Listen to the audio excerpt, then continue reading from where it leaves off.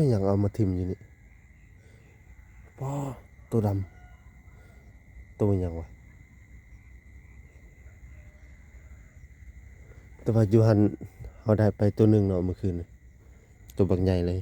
ตัวอย่างไรเนี่ยตัวมาวะ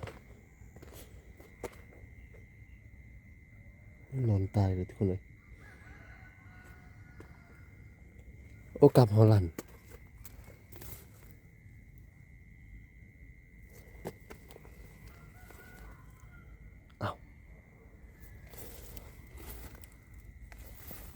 ว้าวทุกคน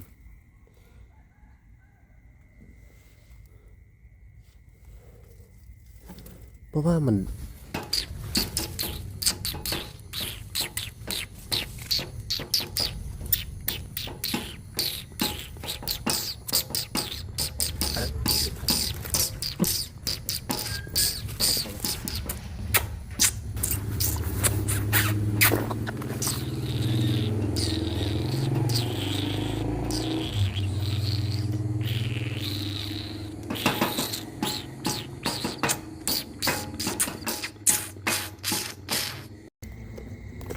สบายดีท่านผู้ชม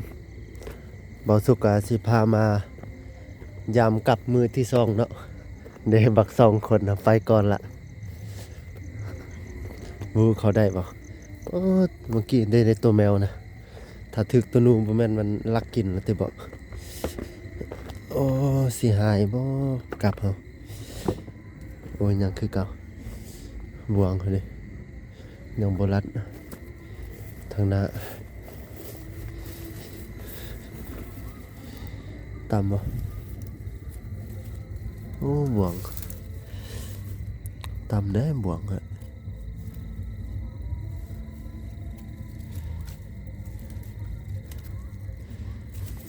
มาทุกคนมาเบิ่งหลังนี้เนาะทางนี้บ่สุกลืมเนาะหลังหนึ่งบ่ได้ยามป้าได้บ่วะ2คนครับแม่นลักกลับคือติ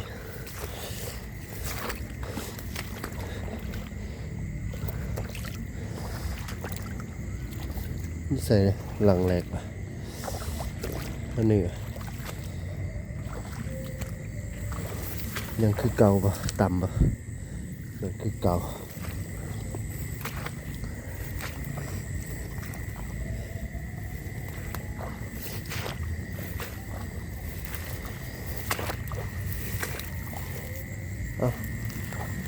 หลังนี้ต่ำอีกว่าโอ้ลั่นทุกคนยังบ่โอ้ยังอยู่บ่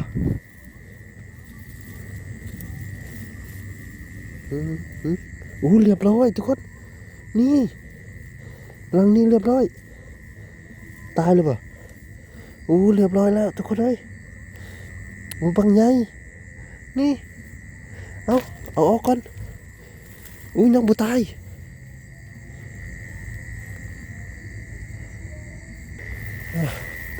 ยามบวงอยู่นี่3 ลังมันก็ออกทางนี้เนาะนี่บวงยังคือเก่ากลับคือเก่าบวงคือเก่าอันนี้คือเก่าเอาทุกคนมาเบิ่งอีกสิเขากลับแล้วป่ะมือที่2แล้วเนาะมือที่2ลังที่1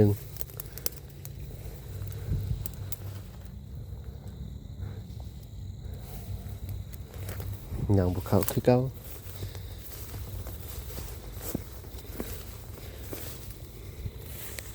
เอามาเบิ่งกลับกันเนาะบ่สุกดักอยู่ทางหน้านี่เป็นกลับเล็กอู้เรียบร้อยแต่ว่านูบ่ได้ใหญ่เนาะนูทองขาวเรียบร้อยไปทุกคนนี่ทุกคนได้แล้วเนาะแต้มที่2ของเฮาไปสีพาไปเบิ่งบวงทางหน้ากันต่อเนาะ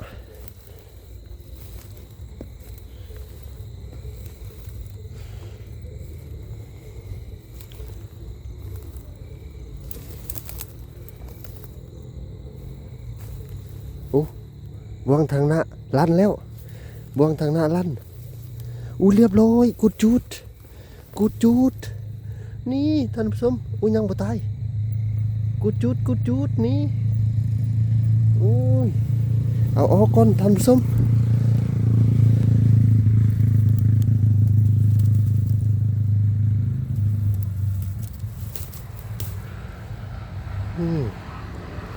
นี่ท่านผู้ชม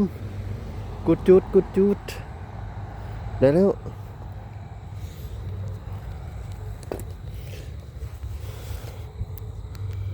มาทุกคนมาเบิ่งหลังทางหน้าต่อเนาะหลังนึงบ่สุกดักโอ้ลั่นเว้ยติดบ่วะยังอยู่บ่เนาะอู้เรียบร้อยนี่กุดจุดอีกแล้วอ้าวทุกคนกุดจุดมันตลอดนี่โอ้มันเอาออกก่อนทุกคนเอ้ย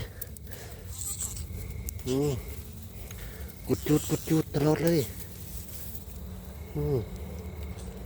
นี่ทุกคนกุดจุดมาทุกคนมาเบิ่งฝั่งนี้กันต่อเนาะฝั่งนั้นจัดการไป 3-4 ตัวแล้วมาเบิ่งฝั่งนี้กันต่อสิมีจักตัวจักแต้มบ่หลังแรกแฮวแล้วหลังแรกบ่ถึกหลังที่ 2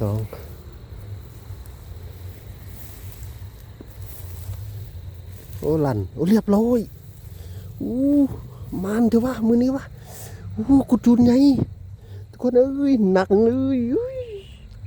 สุดยอดนั่งเลยทุกคนเอ้ยอู้นั่งคุกเข่าเลยอู้กุดจุดไงเอ้าลั่งบนนั้นลั่นวะบ่ลั่นติโอ้บ่ลั่นมัวละค่อยก็ได้คิดว่าลั่นโอ้ต่ำวะบ่ต่ำวะบ่ต่ำทุกคนเลยนี่ก็บ่ต่ำ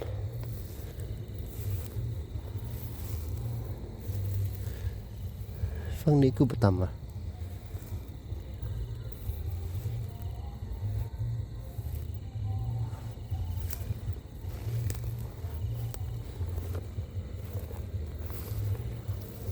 อันนี้เด้หลังสุดท้ายนี่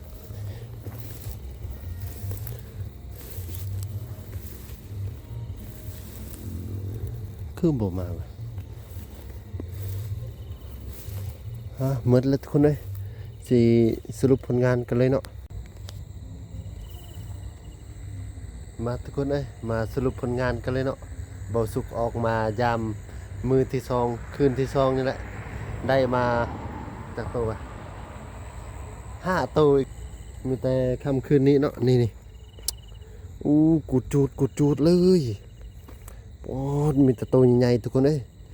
หนูทองขาวตัวหนึ่งเนาะโอ้โธ่มันทุกคนเอ้ยอู้แจมเอาปิดคลิปกันเพียงเท่านี้ทุกคนเอ้ยสบายดีหมดทุกคนละมายามตับยำมื้อเช้าเนาะมือที่ 2นี่ไปทุกคนเมื่อคืนนี้เขาได้ไป5 ตัวแล้วแต่ว่าจุดนี้เนาะยังบ่ถึกตั้งแต่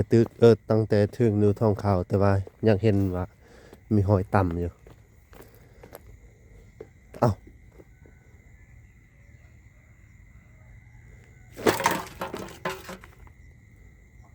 ตัวอย่างเอามาทิ่มอยู่นี่ป้อตัวดำตัวอย่างวะแต่ว่าอยู่หันเขาได้ไปตัวหนึ่งเนาะเมื่อคืนตัวบักใหญ่เลยตัวอย่างไรเนี่ยตัวมาวะนอนตายเลยทุกคนเลยโอ้กลับฮอลแลนด์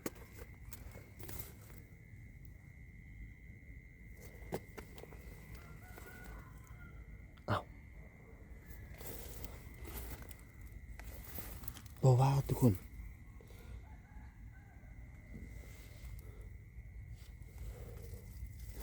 เพราะว่ามัน ถูกกลับเอาถูกกลับดิตกแข็งถือเลยเกินปุยมุ้ย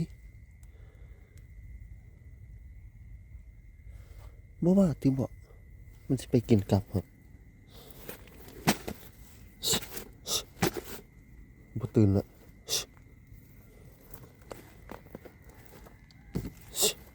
เอาโอ้มาเขาติดกับแม่งกูตายเลยตายเลยมาติดกับทุกคนมาติดกับตายกูติดมาเขาดิแข่งถือเลย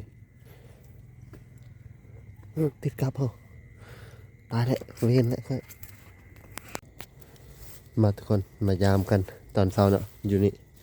เมื่อคืนนี้ได้ไป4 โตวฝั่งนี้เนาะแล้วก็ฝั่งนั้นได้ตัวหนึ่งเป็น5 โตวเมื่อคืนนี้อู้ทองขาวทุกคนมาแต่ไกลเลยนี่เปิดมาตัวแรกเลยเรียบร้อยอู้เห็นปะหนูทองขาวเมียนก่อนตอนแรงจึงมาใส่ไหมเมียนก่อนนี่ทุกคนตัวแรกเลยนี่งามๆทุกคนเลยตัวแรกมาทุกคนหลังแรกตัวแรกเลยเนาะมาเบิ่งบวงกันต่อ2-3หลังแถวนี้สิติดบ่นี่บวงครับบ่ติดบวงดักไปอยู่ตอนหน้านี่บ่ติดเนาะมาเบิ่งทางหน้านี่ก็เป็นบวงบ่ลมละบ่ลันละ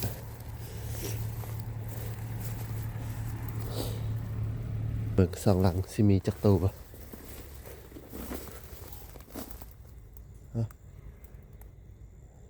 คือได้ยินเสียงหนูอะหลังแรกกูจุดนี่หลังแรกอยู่นี่เอานี่ทุกคนเห็นปะนี่ได้แล้วบวงเนาะมาเบิ่งทางนี้ต่อลั่นบ่ถึกมันไปลั่นไปทุกคนลั่นแต่พลาดมาเบิ่งกลับพอต่อลืมแล้วว่าใส่กำเนี่ยลังหนึ่งอยู่นี่กับจะอยู่ทางหน้าเนี่ยเนาะเหยื่อปูมาเบิ่งกันก่อนใส่กับเอาลันวะเอาลันเรียบร้อยเนี่ยโอ้กลับกันเรียบร้อยทุกคนเลยเนี่ยมาแซวออกกันเนาะเอาทุกคนจัดการไปแล้ว3 ตัวเนาะมาเบิ่งหลังทางหน้าอีกฝั่งนี้มีทางหลายเนาะมันบ่สุกได้แต่2 ตัวเมื่อคืนนี่ตัวหนึ่งอยู่นี่